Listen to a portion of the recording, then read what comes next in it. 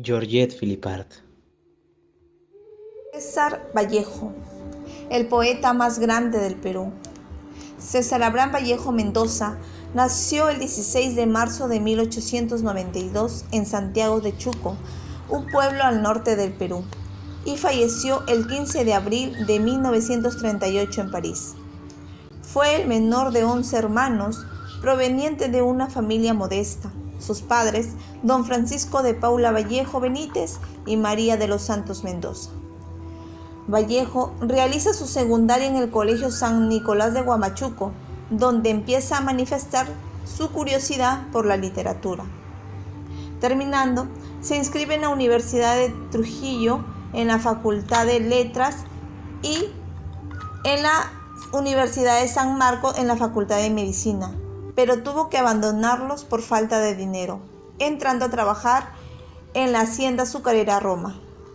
Luego renuncia y retoma sus estudios en letras, llegando a culminar con su tesis El romanticismo de la poesía castellana. La idea de continuar su doctorado lo dirige a Lima. Vallejo, en 1918, pertenece al grupo de destacados intelectuales denominado Grupo Norte, donde conoce a Antenor Orrego. Obras más destacadas de César Vallejo. Entre ellas nos encontramos con Los Heraldos Negros. Fue el primer libro publicado por nuestro gran autor en el año 1919. Además nos encontramos con Trilce. Es el poemario más importante y conocido de dicho autor, que fue publicado en el año 1922.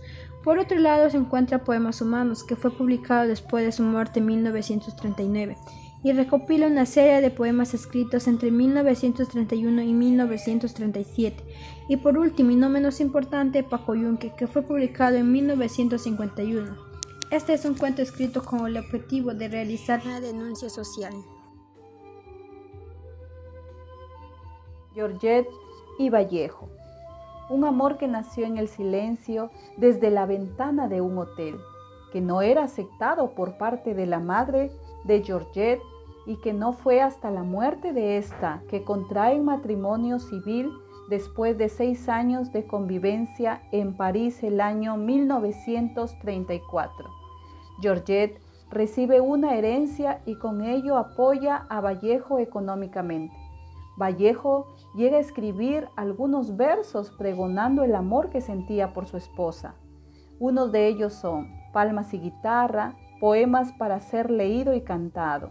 Ello es que el lugar donde me pongo. Georgette afirma, Vallejo y yo, práctica y sencillamente formábamos una sola persona. Georgette quedó viuda a los 30 años, pero su fidelidad se patenta en las siguientes palabras. Quedé casada con él, nunca me interesó otro hombre, a tal punto que muerto él me bastaba su mano y su mascarilla. De allí nace la frase amor constante, más allá de la muerte. Georgette María Philippart Travers nació el 7 de enero de 1908 en París, Francia. Fue una de las escritoras y poeta francesa. Publicó su libro Máscara de Cal. Manifiesta que nació un día en que Dios no estaba enfermo, por lo menos estaba de un pésimo humor. Esto alega que de niña no gozaba de buena salud. Al fallecer Vallejo, Georgette guarda sus escritos durante los años de la ocupación alemana de París. Luchó por difundir el legado de su esposo. Este es el amor constante más allá de la muerte, Francisco de Quevedo en uno de sus sonetos. De no ser por Georgette, Vallejo no tendría el reconocimiento como poeta universal. Obras de César Vallejo publicadas por Georgette. Poemas Humanos, 1939.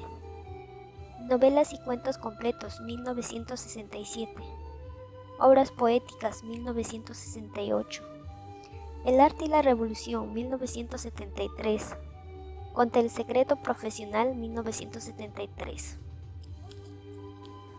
Testimonio sobre César Vallejo en el Perú. Según Antenor Orrego, era bromista, juguetón como un niño. Juan Espejo apunta que Vallejo En Trujillo se divertía y también divertía a todos, al mojarse de poemas ajenos a los que con gran ingenio les cambiaba las rimas y el sentido original. Testimonio de Miguel Asturias en París. En el café La Cópule, allí conocí a Vallejo, al que decíamos el Cholo Vallejo. Vallejo para nosotros era un poeta peruano que ofrecía la curiosidad de tener siempre heladas las manos. Era un hombre sumamente callado, pero muy cordial. Cuando se tomaba sus primeras copas, cambiaba. Aquel hombre silencioso empezaba a cantar y también a contarnos muchas cosas de su país. Máscara de Cal, Georgette de Philippard. Amigo. Dentro de sus poemas, ella escribe uno dirigiéndose a su esposo. Este poema se llama Amigo. Amigo, esposo mío, ya vuelve la primavera donde están los hijos que no tuvimos, tú y yo que solo supimos mal hacer. Amor mío, adiós en el ahora, no volveremos a vernos nunca. Georgette en el año de 1970 cumplió el sueño más caro del poeta, pasar sus restos al cementerio de Montparnasse, considerado un gesto muy admirable hacia su esposo. En 1951, Georgette Philippard, después del fallecimiento de su gran amado esposo César Vallejo, viaja a Perú, arribando al puerto del Callao el 6 de mayo, donde fue recibida por el doctor Raúl Porras Barrenechea. Ahí es donde decide vivir bajo una pequeña pensión que obtuvo tras la llegada de Porras en el Ministerio de Educación hasta el año 1968. Es recordada por su mal carácter para guardar con celo la memoria de su esposo. Para su reencuentro en Perú, llegaron hasta el Callao para darle la bienvenida muchas amistades que radicaban en nuestra capital y que ella había conocido en París. Es ahí donde el diario El Comercio le hizo una serie de interrogantes sobre su gran amado. Y al empezar con esa gran entrevista ella dijo: he venido al Perú en devoto peregrinaje, como quien dice, a recoger los pasos de Vallejo. Es ahí donde inician con las interrogantes. ¿Cómo empezó la enfermedad?, se le pregunta. Hacía tiempo que Vallejo se sentía cansado. Los médicos pensaron que solo sería una fatiga sin gravedad. Un buen día se acostó para no levantarse. Yo presentía el fin. Los días pasaron dentro de un clima de angustia tremenda. Lo llevamos a la clínica. Durante 5 días permaneció en estado de coma, unos breves instantes de lucidez y luego el desenlace. Y la última pregunta realizada fue: ¿está usted contenta de haber llegado al Perú? Feliz, muy feliz de encontrarme en la patria de Vallejo, contesta la señora Georgette al final de la entrevista. Después de un largo cuestionario, ella decide retirarse. Al día siguiente, la visita don Osvaldo Vázquez, a quien le expresó que lo recibía como único familiar de Vallejo, porque del resto no deseaba saber nada, dejando notar su gran resentimiento. Don Osvaldo relata: entre ellos surgió una mutua simpatía, al punto de que le confiesa que tras la muerte de su esposo se comunicó con uno de sus familiares manifestando su deseo de venir al Perú. Sin embargo, lo único que obtuvo fue un doloroso silencio. Georgette se quedó a vivir en el Perú y falleció el 4 de diciembre de 1984.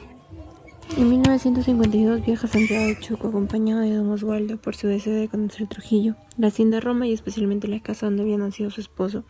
Estando en Santiago de Chuco, don Osvaldo le pide que aceptara el tratamiento de tía, negándose, pero ante su insistencia y explicación de que era una costumbre, finalmente aceptó. Pudo reunirse con María Jesús, Agüedita y Néstor, hermanos del poeta, y con los sobrinos de este. Durante su estancia en Perú, don Osvaldo y su familia estuvieron siempre pendientes de ella hasta su muerte un 4 de diciembre de 1984. Podemos partir de la división que existe en el trabajo hoy en día.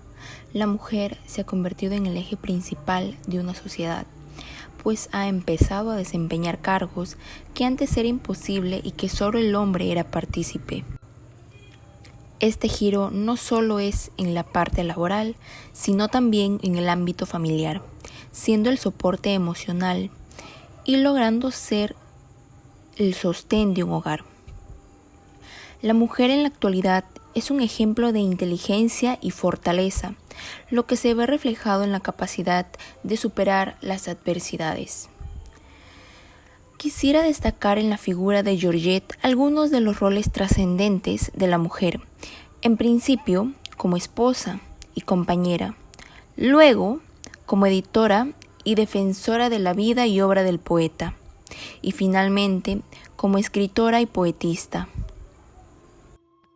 Tomando de ejemplo a Georgette Philippart, podemos decir que el empoderamiento femenino es el proceso que permite el incremento de la participación de las mujeres en todos los aspectos de su vida, ya sea personal o social. Gracias a él, pueden ser dueñas de sus vidas e intervenir plenamente y en igualdad en todos los ámbitos de su sociedad, incluyendo la toma de decisiones y el acceso al poder.